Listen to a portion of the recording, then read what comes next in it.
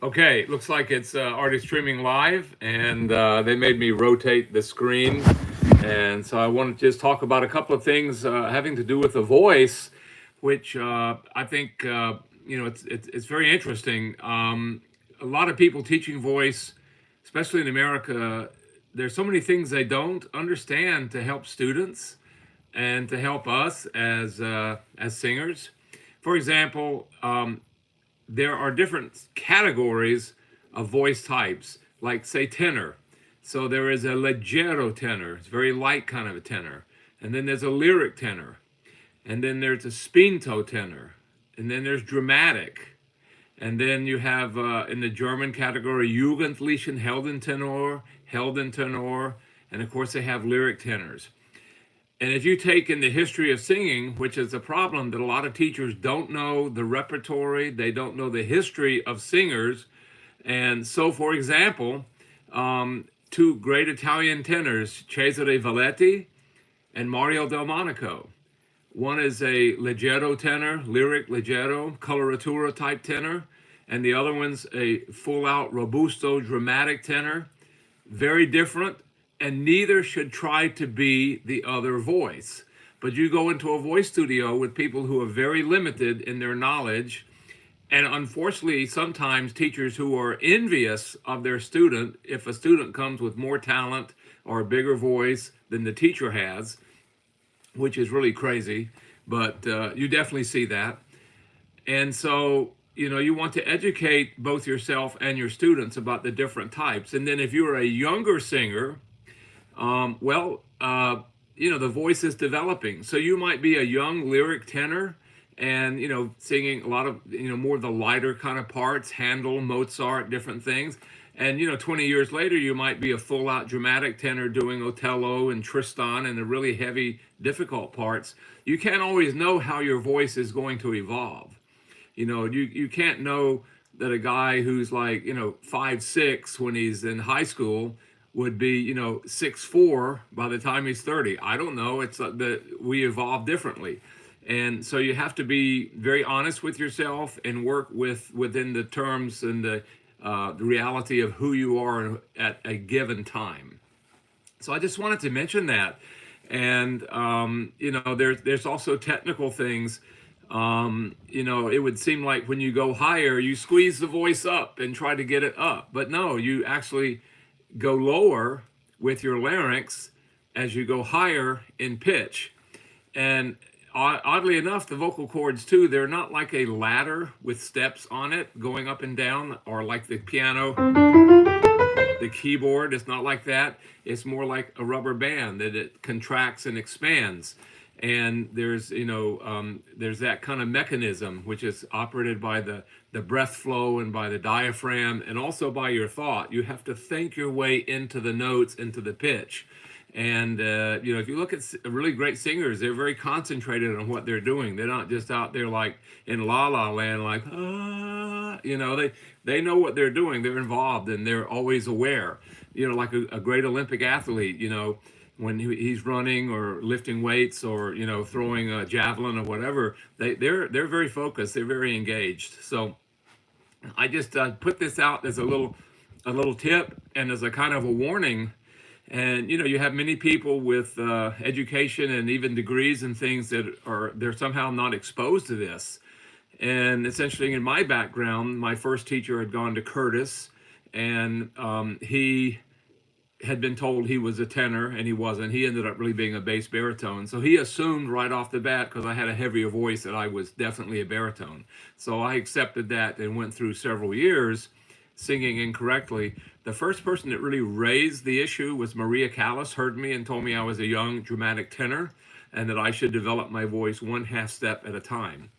But my Juilliard teacher, who was a great artist and a very helpful teacher, Alexander Kipnis, didn't agree with her, and he thought I was a lyric baritone. So it's always, I had a lot of confusion for a long time in my, even from people that I trusted and respected. And part of the issue there was, for me, I didn't know enough about the history of singers, the tradition of great singers going back 50 or 100 years, the types of repertory that this tenor aria is not the same as that tenor aria. For example, L'Elisir d'Amore, Una furtiva lacrima, is not the same as Celestia Aida.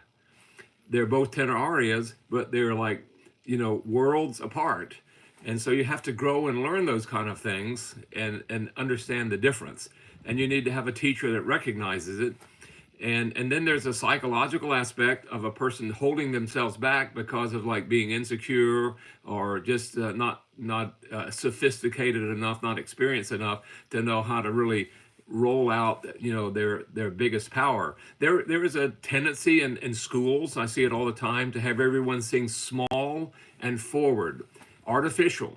And if you have a big voice, naturally you don't want to sing small and forward. You want to sing with your full open resonance and power. Now, granted, you don't sing loud all the time. If a great composer writes piano, hopefully you try to scale the voice down to have the right mood for that. But it's amazing, how much damaging education and training can negatively impact the outcome of a person's trajectory, their life, and the way they sing.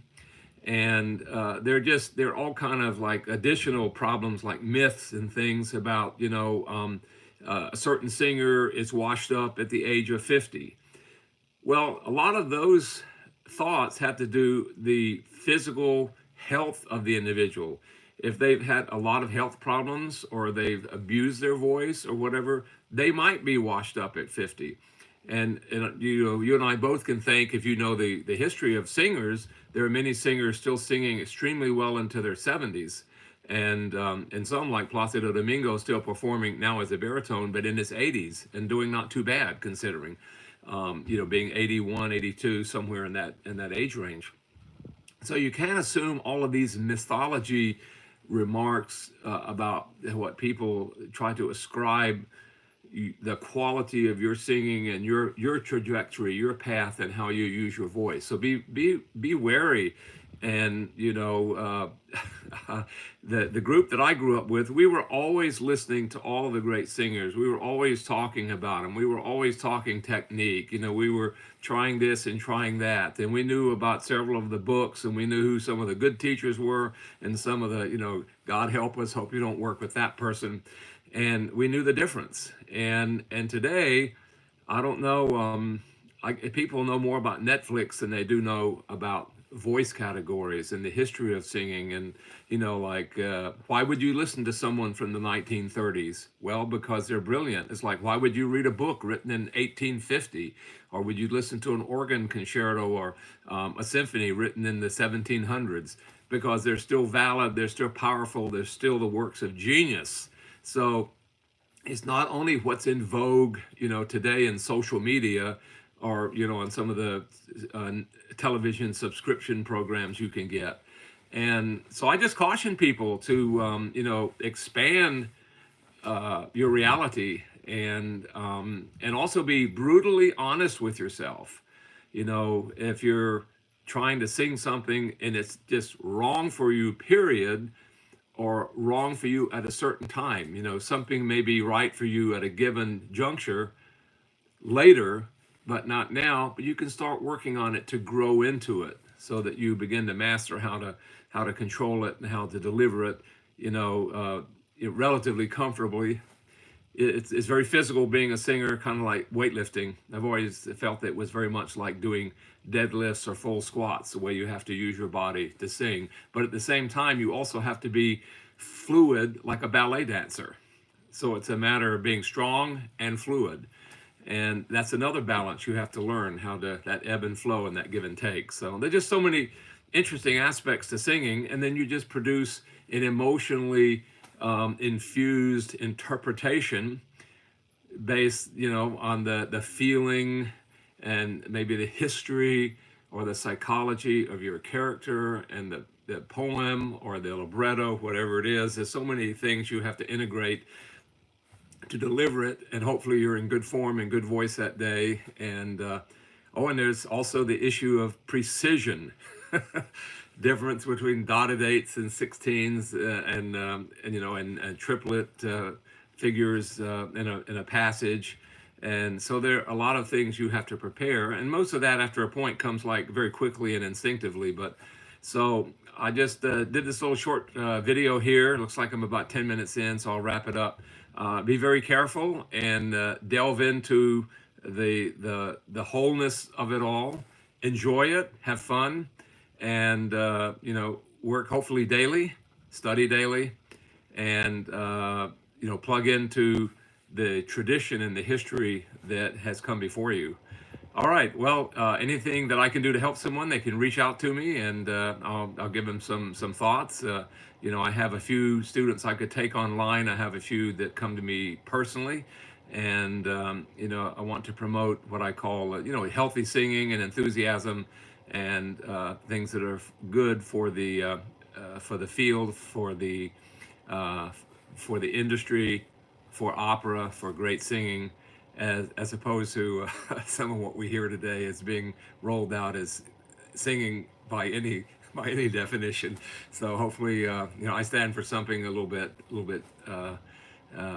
a better tradition. Okay, hope that makes sense. Okay, so I've just closed over 11 minutes here, and I will sign off. I have to figure out how to end this.